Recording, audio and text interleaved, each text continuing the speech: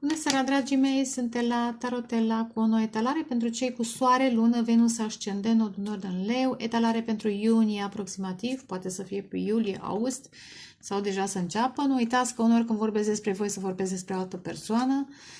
Nu uitați să selectați bine mesajele pentru că nu tot ce spun este pentru voi. Iar nu este doar despre o anumită zodie, ci și pentru cei care au planete. Vedeți cum rezonați, da? Planete. Sau, eu știu, nodul nord, ascendent în această zodie. Așadar, dragii mei, în orice etalare, selectați pentru că nu e personală. Haideți să vedem ce cărți apar pentru luna iunie aproximativ, dragii mei, cei cu soare, lună, Venus, ascendent, nodul nord în leu. O dată, de 2 ori, de 3 ori. Înainte să tai, mi-am adus aminte că în seria aceasta de cărți pe care am amestecat eu, oricum le amestec înainte, a venit 5 de bâte. Acum am văzut, era un pic ascunsă. 5 de bâte de obicei înseamnă conflicte, dar în acest set de cărți, After Tarot, arată o rezolvare a unor conflicte, o rezolvare a unor gelozii, pentru că la 5 de bâte de obicei sunt gelozii. Este o rezolvare, găsirea unor soluții, creative într-o situație de conflict, eventual competiție și eventual dacă e gelozie cineva, asta e, trebuie să înțeleagă și să înțeleagă, în fine. Și de ce ar fi gelozie? Pentru că, sau competiție, dar cred că ar fi mai degrabă gelozie, pentru că cineva, voi sau altă persoană, manifestă o nouă dragoste. O dragoste mult visată, chiar profetizată pentru unii. Și aproape ideală. Da, ideală asta simt. Iau roata norocului. Regele de bâte. Energie masculină, dar poate să fie săgetător, berbec, da? Nu obligatoriu leu. Asta e o schimbare de energie, de situație. Ori acest personaj e gelos pentru că altcineva manifestă dragoste, ori acest personaj are parte de o nouă dragoste și alte persoane din trecut.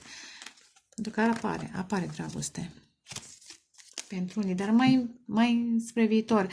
Acum rămâne de văzut ce apare, pentru că ia uite, soare. Aud ego des. Transformarea egoului. Moarte și renaștere. Interesant. Apropo de moarte și renaștere, Scorpion și Vărsător. Scorpion e guvernat de Pluto. Pluto în Vărsător face opoziție cu soare sau cu planetele în leu. Și atunci nu este deloc confortabil. Cheamă la vindecare. Da. Nu e ușor deloc. Citiți și voi în engleză, în română, ce vreți să citiți. Pentru că este foarte, foarte greu acest Pluto. Asta e adevărul. Hai, o dată, de 2 ori, de 3 ori. Cine îl are în opoziție în harta natală, poate să zicem că mai e obișnuit. Dar rămâne de văzut. Leuțe și leuți. Ia uite ce vorbeam și în fața voastră a apărut Pluto. Da? Vă afectează. Ce? 22 stabilitatea. Dar în momentul în care rezolvați, vă vindecați de traume profunde, aproape uitate, care acum reapar în diferite forme, și gelozia e o traumă. De ce ești gelos? Pentru că ți-e frică să pierzi, pentru că pierzi controlul, pentru că aia și pentru aia altă. Pentru că nu vrei să lași lucrurile, că aici Pluto, moarte și renaște. E o situație care nu mai poate fi rezolvată, lasă-o să se ducă. Acceptă, găsește soluții creative pentru tine. Și apoi renaști într-o formă mult mai puternică, mai astră. Interesant că apare 22, da, e număr maestru. 22 ține de stabilitate. E 4. Dar 4 este interesant, da? Interesant. 1, că vorbeam de renaștere. E o renaștere. Sunteți chemați să renașteți. Nu e ușor. Ia uite, Saturn. Și are numărul 19, care de obicei în tarot este asociat soarelui și balanță. Poate aveți Saturn în balanță. Ați trăit relații Nu doar intens, sau Pluton în balanță. Pluton în balanță sau Saturn în balanță. Relațiile provocate de responsabilități, de traume, de... Da? Și vreți să renașteți. Vreți sau... Sunteți chemați să renașteți. Lecții. Lecții la categoria relații, casa 7. Lecții grele. Karmă.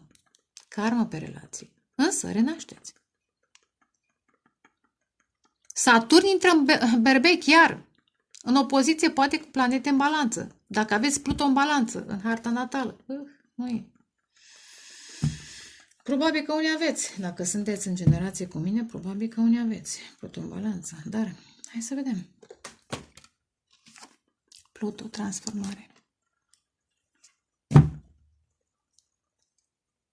Leu, soare, lună, Venus, ascendent, nodul nord de Leu. O dată, de 2 ori și de 3 ori.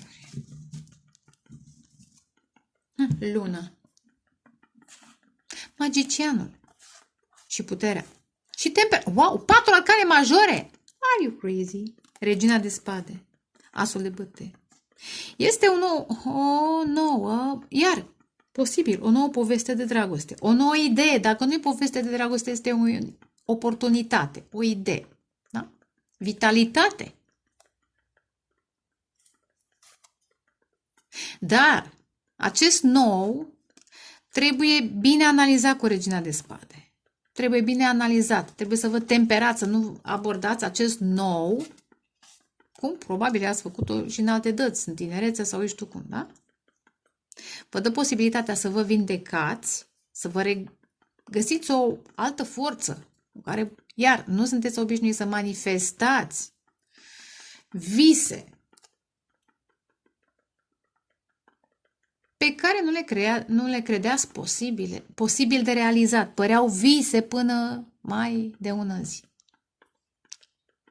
Interesant. Lună. Pești, rac, scorpion. Poate aici este manifestarea unora.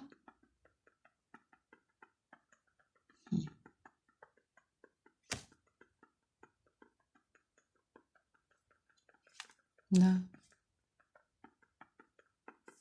Vedem.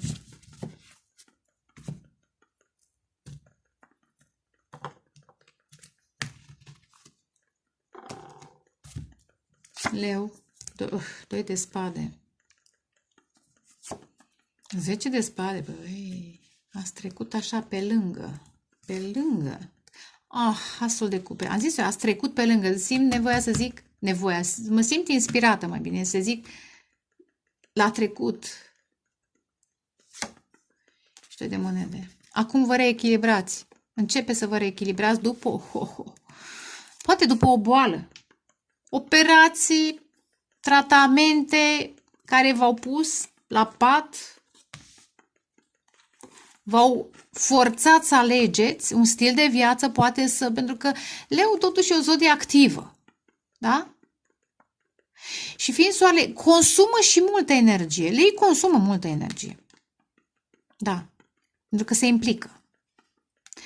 Și aici trebuie să învățați unii dintre voi. Aspecte de aer care, iar, susțin ideea lui Pluto în Vărsător. Sau prezența, nu neapărat ideea, prezența lui Pluto în Vărsător. Asul de cupe, o nouă dragoste, dar asul de cupe nu înseamnă doar o nouă dragoste, de dragoste față de voi, o dragoste sănătoasă, nu orgolioasă, apropo de ego death, de moartea egoului. Vindecare e cupa, da? De la farmacie. Dar o vindecare interesant, în care combinați tratamentele pentru unii, aud, alternative cu credință, cu dragoste, cu vibrații înalte, da? În asta constă vibrația, sau mai vibrația, vindecarea. Acum înțelegeți că durerea aceasta a fost provocată poate și de un emoțional sau de niște traume emoționale, mai bine zis.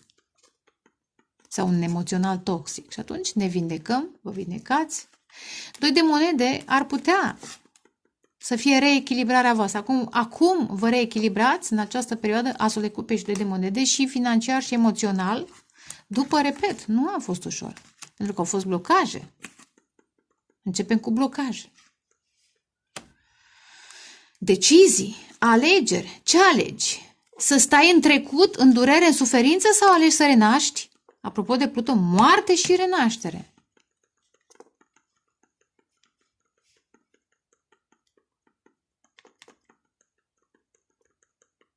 Și să înveți pe viitor să îți selectezi, apropo de mesaje, da? Emoțiile, că depinde de noi să le selectăm. Dacă vrem să stăm în energii negative sau nu. E un efort, eventual. O acrobație iar 2 și 2. 2, 2, 2 s-ar putea să însemne ceva pentru voi.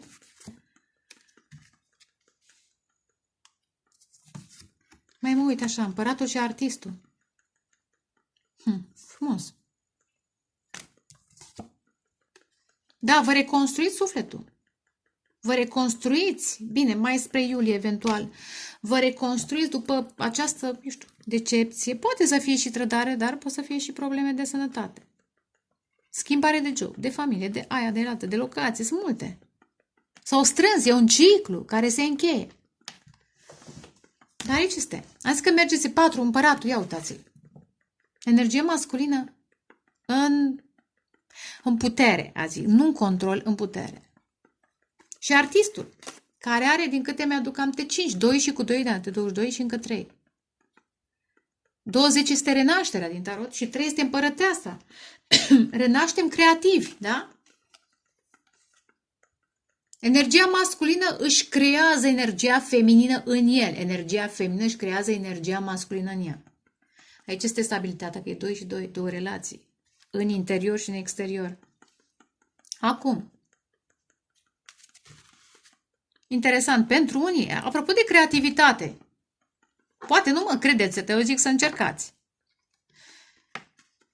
Să descoperiți, să studiați cu Valetul de Spade. Noi talente, apropo. Un nou fel de a vă crea stabilitatea. Un nou fel, și aici ai nevoie de studiu, decât să urmăriți voi, sau poate cineva vă urmărește. Dacă nu voi, cineva vă urmărește, da? Cum vă recreați stabilitatea. Dar iar vă decizii, planuri.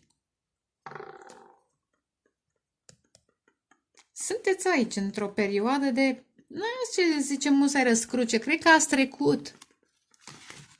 Adică mai sunt decizii de luat, nu este prima răscruce, ori mai fi intersecții, dar răscrucea a fost și acum urmează alte intersecții, pentru că trebuie să arătați că ați învățat lecția apropo de Saturn în relații.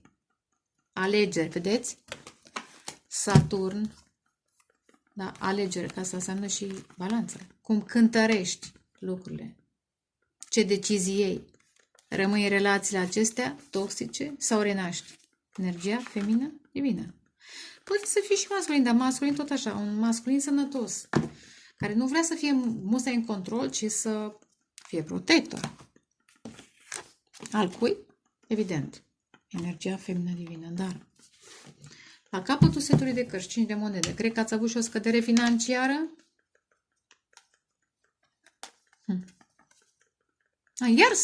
Iar sau, de ce ai fi zis de iar, nu știu, pentru că am văzut la rac. Dar, ce frumos, 16-17, și lumea, 3 de cupe. Ce simt acum? Simt că ați avut niște probleme financiare, că prietenii, am senzația că prea puțin prieteni v-au ajutat, eu asta simt, asta transmit, în situația aceasta de criză. Că începeți și voi, ca multă lume de altfel, să vă selectați prietenii. Vechea lume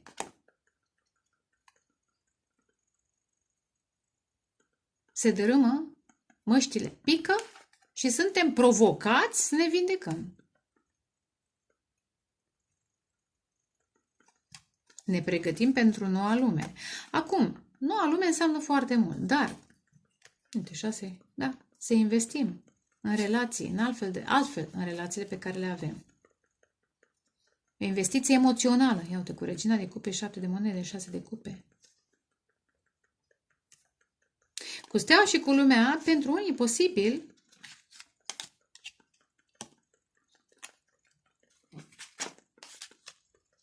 o să clarific, dar pentru unii e posibil acest nou, acest potențial, ce-o fi idee, dragoste, sau poate idei cum să vă vindecați, poate să vină online. Că tot apare și valetul de spade, da? Studiați online cum să vă vindecați, cum să vă, creșteți, spiritual, cum să creșteți spiritual, cum să creșteți vibrația, unii, care poate nu știți suficient. Dar dacă e vorba de o nouă relație pentru unii, nu pentru toată lumea, posibil să fie online. Dar hai să clarificăm. Începem cu 2, terminăm cu 2. Da? Sunteți încă în această perioadă. Avem un as și aveți un as în această perioadă, un început, deși am mai văzut asul de bâte, și un final. Da?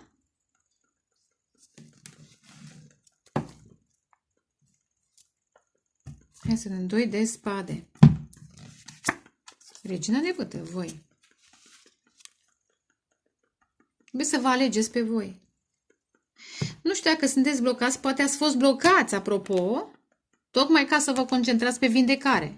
Pe felul în care vă recreați, pentru că floarea asta, pentru mine, floarea soarelui reprezintă creativitatea. Ia uite, justiția. Da, ați fost blocați ca să...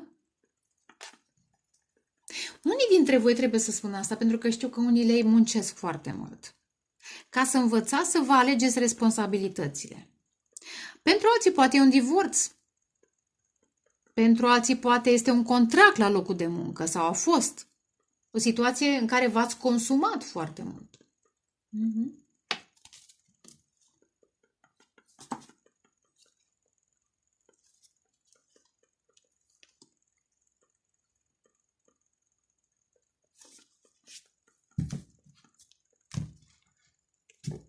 Regina de bâte, scuzați-mă. Berbec, leu, săgetător. Gemen, balanță, vărsător. Pești, rac, scorpion, ceva, pământ. Ceva pământ. Dar vedem. Deci sunt toate semnele. Dar hai să mai vedem. 10 de spade. Temperanță. Măi, deci vindecare, vedeți? Ce bine a picat ca și clarificare. Interesant, știi, și vi s-a dat timp. Dar eu știu că interesant apare săgetător, gemen, balanță, vărsător, dar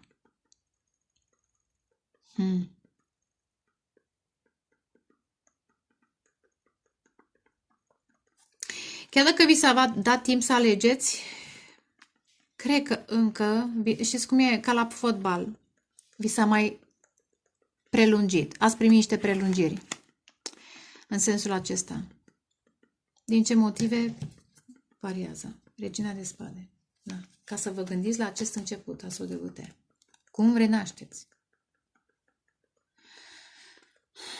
Ar putea repede să fie divorț, dar pentru unii, nu pentru toți.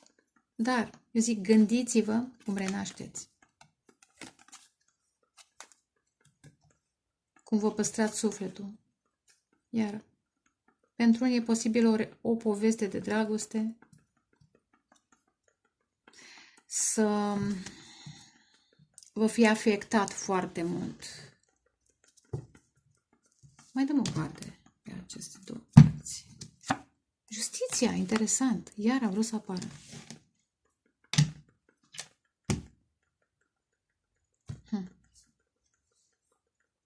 Marcaj în balanță și săgetător, în mod special, pentru unii. Dar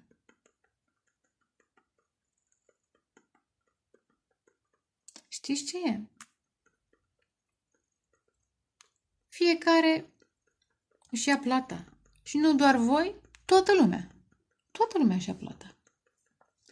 Și nu știu de ce aud. Aveți grijă cum judecați. Că nu-i bine. Mare grijă să nu judecați. Pentru că nu știi ce în spatele. imaginii, nu știi viața omului. Și nu doar atât, nu că nu știi viața omului, nu știi prin ce a trecut omul. Nu știi decât ceea ce vezi. What you see is what you get. Nu? Nu știi decât ceea ce vezi. Eventual mai auzi niște bârfe, poate mai ai ceva experiență, dar nici alea nu sunt suficiente ca să știi un om cu adevărat. Nu judecați. Pentru că nu știți care este planul divin. Pentru că aici este un înger care cântărește. Suflete. Și pe al vostru și pe al celuilalt. Însă, repet, posibil un contract pentru unii dintre voi, că justiția nu e obligatoriu să fie căsătorie, poate să fie un contract. Să finalizați un contract epuizant, am văzut 10 de bâte, îți consuma multă energie, multe decepții și vă vindecați. V-ați implicat temperanța, v-ați implicat tot, ați sperat în acel contract, în acel proiect, la un moment dat. Cineva interesant ce aud, v-a blocat creativitatea cineva. Situația asta v-a blocat pentru o perioadă creativitatea, dar eu zic că vă reveniți, găsiți noi soluții, noi abilități. Asul de cupe. Ah, ce frumos asul de spade, am spus adevărul. Place, nu vă place, am spus adevărul, că așa se întâmplă când apare asul de spade. Însă, repet, un nou început, am văzut și asul de bâte. Clar, o nouă dragoste adevărată, o nouă dragoste sinceră. Noi metode inteligente și spirituale, sacre, de vindecare. Victoria minții aduce împlinirea sufletului. Interesant ce aud. Moarte, moarte și renaștere. Aici este transformarea voastră, vedeți? 9 de bâte. Soarele, care reprezintă zodia leului și blocaje, dar este determinarea.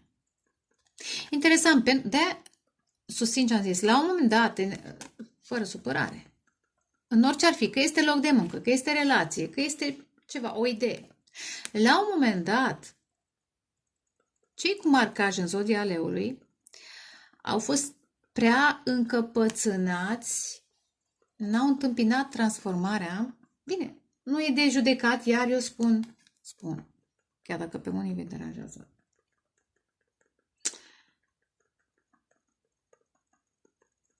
Situația aceasta neplăcută a fost semnalizată de mai mult timp. Și unii dintre voi ați fost încăpățânați în a accepta că finalul era, da? Că nu mai merge, da? Că nu mai merge să faci bani dintr-o situație, că nu mai mergeți în serviciul respectiv, că relația respectivă nu mai merge, că aveți niște probleme de sănătate și poate tot a zis că rezistați până când. Și atunci ați fost chemați să vă transformați. În ce fel? Pentru că, vedeți, apare blocajul. Ați fost blocați un timp, într-un fel, ca să vă concentrați pe reechilibrarea și vindecarea voastră, da? Astea sunt cărțile.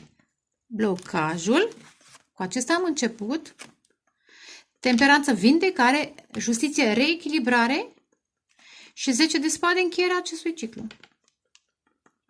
Și atunci, fain, apare asul de spade și asul de cupe. Da? Noi începuturi. Și apropo, unde ești carte? Unde ești? Moartea înseamnă, este cartea Scorpionului, da? Scorpionul este guvernat de Pluto. Moarte și renaștere. Conceptual, evident, dar chiar și așa nu e plăcută. Nu e ușor.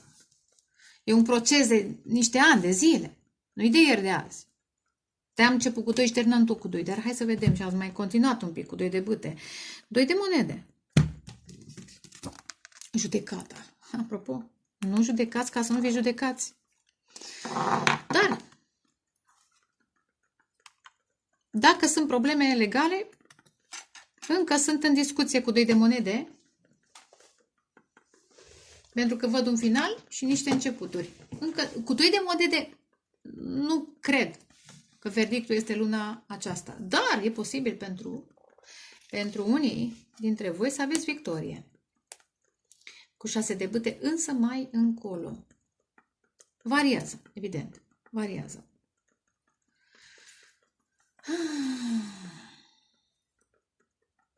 Pentru unele doamne care sunt independente, un personaj puternic cu bani v-a observat. Vă observă cum lucrați în grădina voastră, cum creșteți, cum crește spiritual, financiar, eu știu, cum adăugați abilități, cum vă descurcați în viață. Pentru unele doamne. Și acest personaj vrea să vină, este puternic, are influență, are bani, are public, e foarte atractiv, dar vrea să vină spre voi. Pentru unele doamne. Eventual, că tot apare 9 de monede care reprezintă cartea persoanei singure, dacă ați încheiat o relație karmică dureroasă, vă reveniți, evident. Și cu cât vă reveniți și vă dați dreptul la acest nou început, repet, atrageți atenția. Intrați într-o altă vibrație. Pentru că nu mai aveți acea energie karmică. Unde era? Unde era? Relația aceea.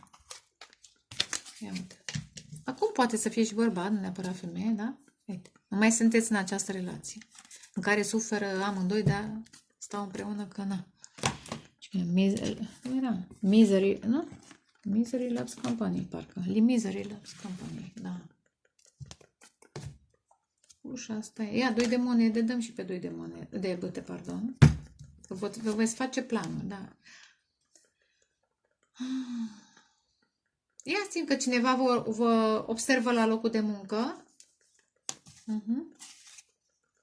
8 și 9 vă observă, da. Cum vă reconstruiți viața. Ia vedem.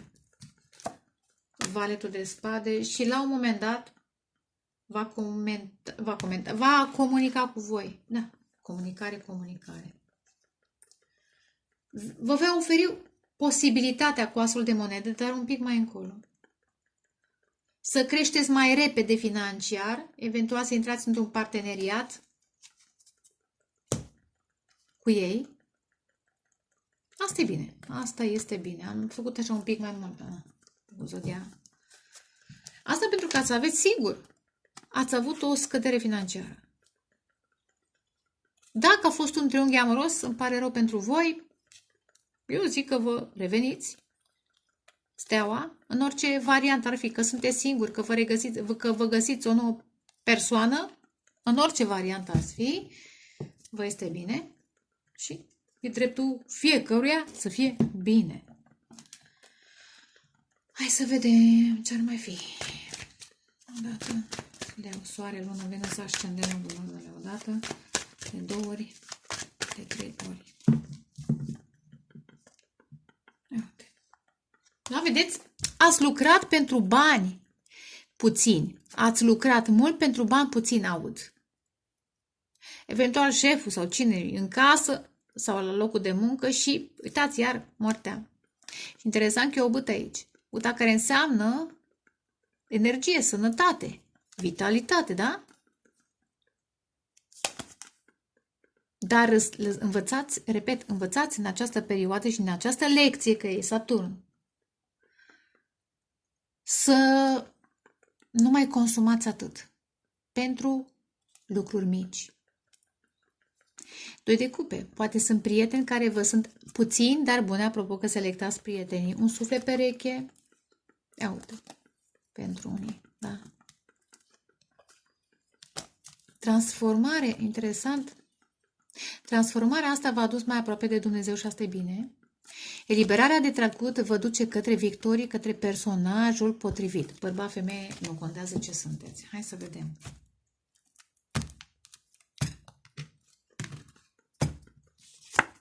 Nouă de spade, vedeți? Încă, pentru că e semnul, deși e semn de aer, aici este semn de foc. Vă înfruntați demonii încă, că am început cu 2, terminăm cu 2, sunteți între, da? Cântăriți, sunteți chemați, sunteți chemați cu judecata să renașteți, repet. Și interesant în acest 9 de spade că este asul acesta, Excalibur. Da? Vă veți înfrunta în continuare. Stresul, demonii, fricile, coșmarurile. 7 de monede. Vedeți iar munca aceea care nu ajunge la 8, la 9, la transformare. Ați muncit într-un contract clar, sunt convinsă. Sau relație, sau căsătorie. Fără spor. Plecați, vă luați o monedă, e suficient. Da? Ca vrejul de fasole, da? o boabă de fasole și pe urmă abundență. Ia. Am zis adevărul, ia uite, asul de spade pe asul de spade. Și tot ce am spus până acum se confirmă. Asul de spade. Începe ceva nou. Interesant, cu olul acesta, cred că sunteți și ghidați. Unii dintre voi sunteți ghidați. Clar. 4D, interesant. S-ar putea să vă schimbați unii dintre voi. S-ar putea să vă judecați dacă sunteți în divorț pentru casă. Trebuie să spun și chestia asta. Sau aveți o casă de împărțit, că 2 de monede, nu știu, rude, ce-or fi, pentru unii. Dar pentru alții acest nou început vă duce către o relație stabilă. Iar în continuare, posibil să plecați dintr-un loc să vă găsiți alt loc. Dintr-o căsătorie să intrați într-o altă relație pe termen lung, mult mai fericită, mai reușită. Sau să vindeți o casă într-un loc și să vă găsiți, cum e, schimb locul, schimb norocul. Deși n-a apărut roata norocului, dar în ideea că vă regăsiți stabilitatea, că am văzut împăratul. Da, 4 și 4, ia uite, vă vindecați. Vă reconstruiți. Am văzut, ia uite, regele de monede. Da, 2 de monede.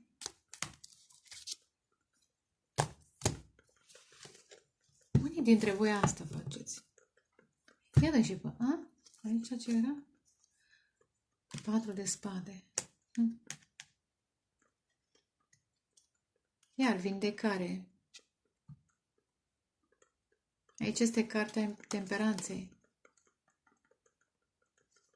Interesant ce simt. Ar putea ceva să fie legat de Fecioara Maria, de perioada aceea, nașterea Fecioarei Marie, moartea Fecioarei Maria, pentru unii dintre voi asta să conteze, să vă ajute în această transformare. Interesant. Aud să dați acatiste pentru sănătate, pentru muncă, pentru spor. Asta aud, asta transmit. Să donați, aud, să donați.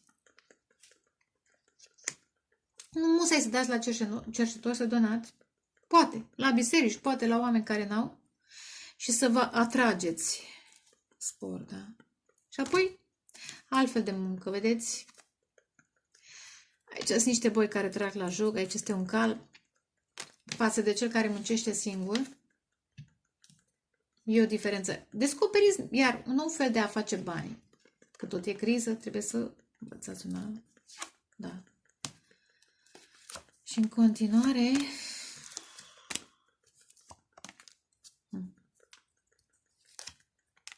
Da. Mai sunt decizii de luat. Ia uite, 3 de bâte. Speranță. Cineva speră în dragoste și bine face. Cine nu speră în dragoste, e problema sa.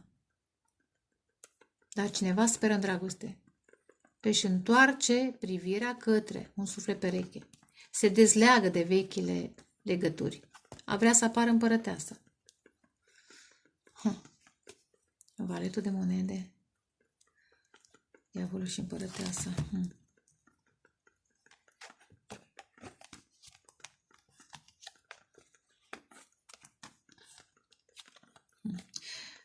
Pentru cineva, împărăteasa și diavolul este o fostă soție, o mamă toxică, de care cineva pleacă, uite, 8 de bâte și faetonul pleacă de... N-are nevoie de dragoste de la asemenea persoană. Este o energie feminină foarte toxică. Împărăteasa și diavolul.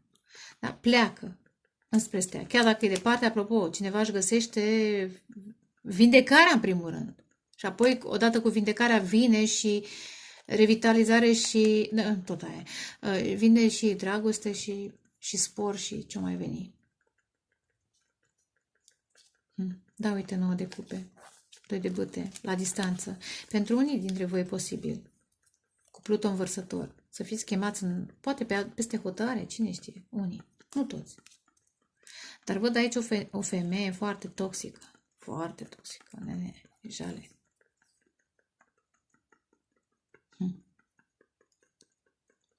De care vă eliberați, e bine?